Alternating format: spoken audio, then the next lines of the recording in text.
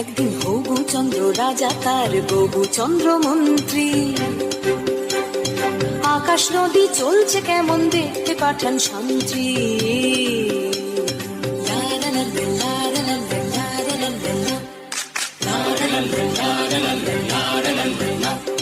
ধরে আনতে বললে সে তো কোষে বেঁধে আনে, কাজেই যা হবার হলো বলছি গানে গানে। সে এক ভারী আজব দেশ, রাজা মন্ত্রী আছেন বেশ, সে এক ভারী আজব দেশ, রাজা মন্ত্রী আছেন বেশ। আহা বেশ বেশ বেশ, আহা বেশ বেশ বেশ, আহা বেশ বেশ বেশ। শুনুন শুনুন সুধীজন, শুনুন দিয়া মন, বিচিত্র কাহিনী এক বলিব এখন। একদা এক রাজ্যে রাজা হবু চন্দ্র রায়, বিশাল প্রতাপ রাজ্যে সুখের অন্ত নাই। কিন্তু সে রাজার এক বিচিত্র খেয়ালে ভীষণ সংকটে পড়ে প্রজারা সকলে। কিভাবে হইল সে সংকট মোচন, সে কাহিনী শুনুন সবে করিব বর্ণন।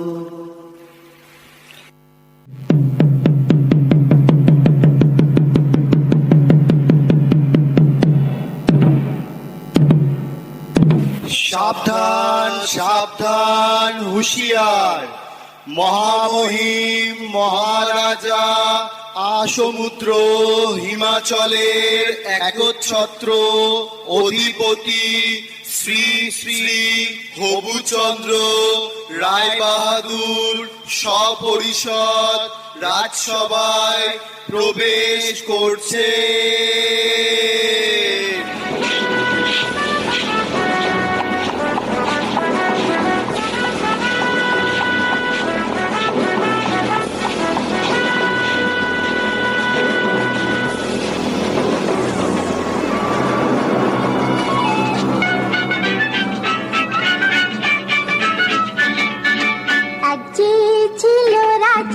হবুচন্দ্র তাহার নাম, ভারতের দিশর দিল্লিতে তার ধাম।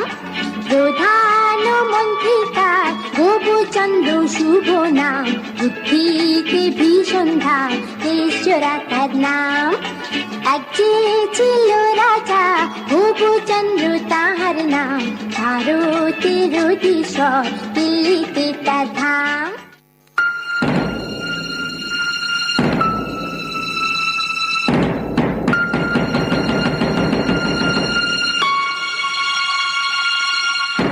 জয় শ্রী মহারাজ হবুচন্দ্রের জয় হোক, জয় মহারাজের জয় হোক। আপনারা আসন গ্রহণ করুন। মন্ত্রী, রাজ্যের সকল সংবাদ ভালো তো? হ্যাঁ মহারাজ, সকল সংবাদই ভালো। বাহ বাহ, ভালো ভালো। আজ রাজসভায় কি আয়োজন মন্ত্রী? মহারাজ, আপনার অনুমতি পেলে রাজনর্তকীরা নৃত্য পরিবেশন করবে। অতি উত্তম, অতি উত্তম। তাহলে আর দেরি কেন মন্ত্রী, শুরু হোক তবে।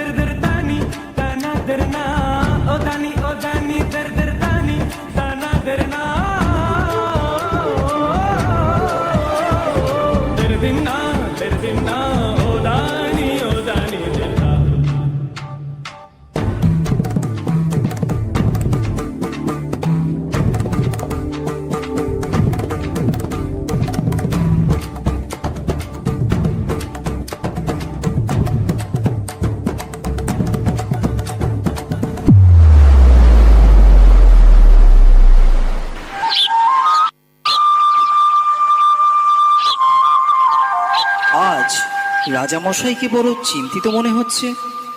কি বিষয় নিয়ে আপনি এত ভাবছেন মহারাজ? রাজ্যে তো কোনো সমস্যা নেই। তাহলে আপনার চিন্তার কারণ কি? হ্যাঁ মহারাজ, আমাদের বলুন, কি নিয়ে এত ভাবছেন?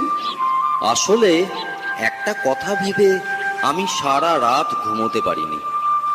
আমি আসমুদ্র হিমাচলের দোর্দণ্ড প্রতাপ হবুচন্দ্র রায়বাহাদুর আমারই রাজ্যের ধূলি আমারই পা দুটোকে মলিন করে দেবে, বিবর্ণ করে দেবে, এ আমার কাছে অসহ্য। কোথায় ধুলো মহারাজ? এ আপনার মনের ভুল। আপনি অযথা চিন্তা করছেন। না না, এ মনের ভুল নয়। আমার রাজ্যের মাটি কিনা আমার পা মলিন করছে, এ কি সোজা কথা? অসহ্য। শীঘ্র আপনারা এর প্রতিকার করুন, না হলে কিন্তু কারোর রক্ষে নেই। কিন্তু রাজ্যে যদি ধুলা না থাকে তাহলে আপনার পদধূলি পাবো কি উপায়? কথাটা বটে সত্য, কিন্তু আগে বিদায় করো ধুলি, পরে হবে পদধূলির পদ্য। রাজ্যের এত বড় জ্ঞানী গুণী পণ্ডিতরা আমার রাজসভায় আছে, কিভাবে এই ধুলির হাত থেকে রক্ষা পাওয়া যায় শীঘ্রই সেই উপায় বার করুন, না হলে কিন্তু ঘোর বিপদ। মহারাজ, মাটি থাকলেই ধুলা হবে। যদি মাটিতে জল দিয়ে ভিজিয়ে নেওয়া যায় তাহলে আর ধুলা উড়বে না, আর পায়ে লাগবে না মহারাজ। কিন্তু সারা রাজ্য জল দিয়ে ভেজাতে গেলে তো অনেক জল লাগবে। পুকুর, নদী, খাল বিলে তো আর জল থাকবে না। সেটা তো খাঁটি কথা। মহারাজ, যদি আমরা ঝাড়ু ঝাঁটা দিয়ে সব ধুলো সরিয়ে দিতে পারি তাহলে তো আর মলিন ধুলো আপনার পায়ে লাগবে না মহারাজ। বাহ বাহ, খাসা বলেছ, চমৎকার। তাহলে সবাই মিলে লেগে পড়ো কাজে। রাজ্যের যে যেখানে আছো সবাই মিলে ঝাড়ু ঝাঁটা নিয়ে ধুলো দূর করার কাজে লেগে পড়ো। বলো, এটা আমার আদেশ। তাই হবে মহারাজ। মহারাজ, আপনিও কি এই কাজে সকলের সাথে লেগে পড়বেন? চুপ করো বেয়াদব। কাজের কাজ না করে খালি বাজে কথা বলা বন্ধ করো। যা বলেছি সেটা যেন অক্ষরে অক্ষরে পালন করা হয়। যত সব মূর্খের দল।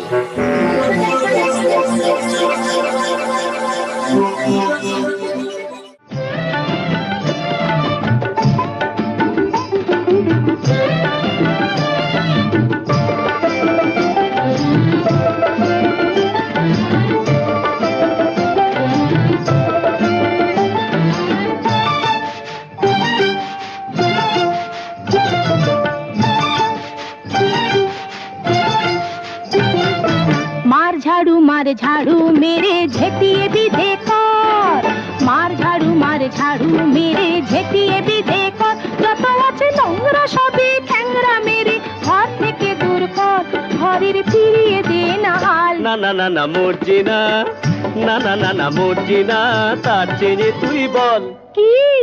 ছিছি ইত্তা জঞ্জাল, ছিছি ইত্তা জঞ্জাল।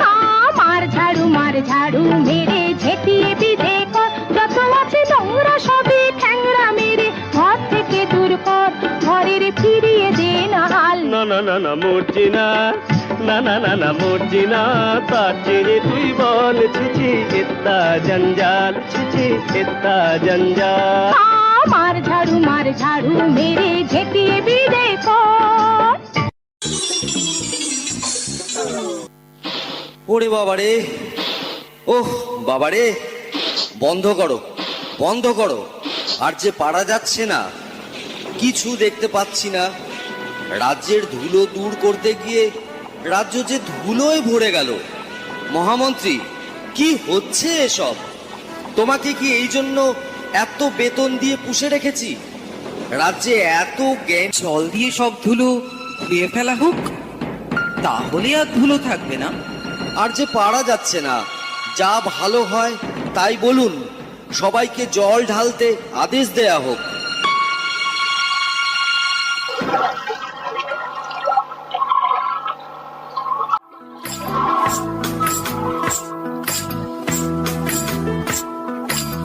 সর্বত মঙ্গল রাধে বিনোদিনী রায়, বৃন্দাবনের বংশীধারী ঠাকুর কানাই, একলা রাতে যমুনাতে জল ভরিতে যায়, পেছন থেকে কৃষ্ণ তখন আরে আরে চায়, জল ভর রাধে ও গোয়ালের ঝি, কলস আমার পূর্ণ করো রাধে বিনোদী, জল ভর রাধে ও গোয়ালের ঝি, কলস আমার পূর্ণ করো রাধে বিনোদী।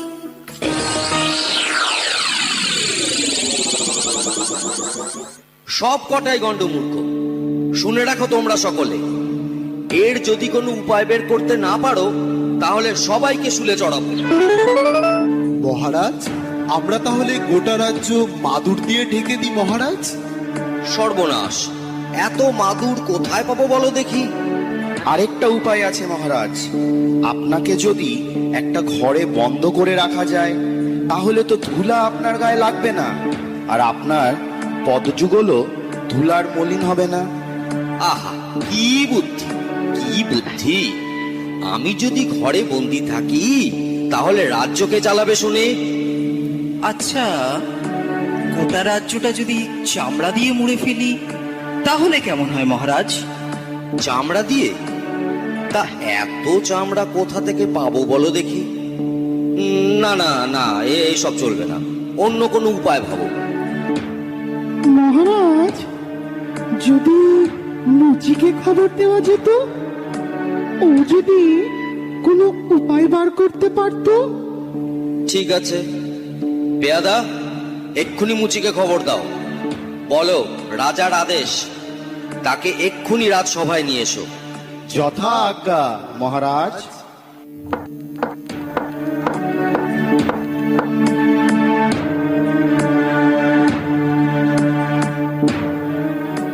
কিন্তু মহারাজ, একজন সামান্য মুচিকে দিয়ে কি এই মহা সমস্যার সমাধান হবে? মহাপণ্ডিতরা যখন হিমশিম খাচ্ছে, সেখানে কি একটা মুচি পারবে উপায় বার করতে? থামুন আপনারা, এতদিন ধরে শুধু গাধা পুষেছি, কিছু তো উপায় মগজ থেকে বেরোলোই না।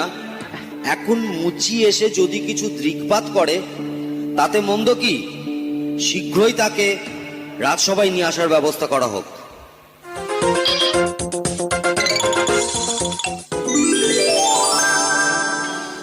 বলুন মহারাজ, কি জন্য আমারে তলব করিছেন? আমি কি কিছু অন্যায় করেছি? না না, সেসব কোনো ব্যাপার না। ধুলো দূর করার জন্য তো অনেক ব্যবস্থাই নেওয়া হলো, অবশেষে মহামান্য বিদ্বান মশাই পরামর্শ দিলেন গোটা রাজ্য চামড়া দিয়ে ঢেকে ফেলার। তোমার কি মনে হয়? এই ব্যাপার মহারাজ, এই তো সহজ উপায়, এর জন্য এত কিছু করণের দরকার নাই মহারাজ। বটে, তবে শুনি সে কি উপায়? আপনি যদি আপনার চরণ দুইখান চামড়া দিয়ে ঢাইকা ফেলেন তাহলে তো রাজ্য ঢাকার দরকারই পড়ে না মহারাজ। এত কি হবে সিধে? চুপ করো, যত বড় মুখ নয় তত বড় কথা। তোমায় ফুলে চড়ানো হবে। এ মুচির ষড়যন্ত্র। ও আপনার পা ছুলে আপনি অশুদ্ধ হবেন মহারাজ। থামুন থামুন থামুন আপনারা সকলে। মুচি, তুমি নির্ভয়ে তোমার কাজ শুরু করো।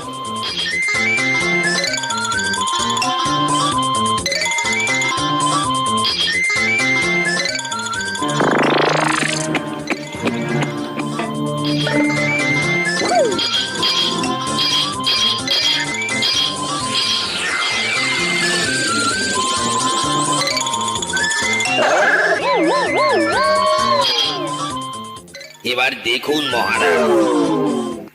বাহ বাহ, এ তো চমৎকার দেখতে। একটু সইলে দেখুন মহারাজ।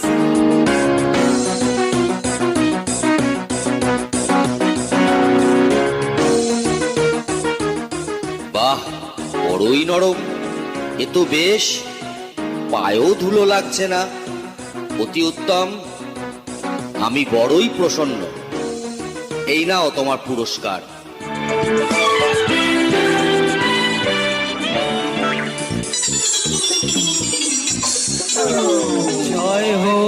মহারাজ হবুচন্দ্রের জয় হোক, জয় মহারাজ হবুচন্দ্রের জয় হোক, জয় মহারাজ হবুচন্দ্রের জয়।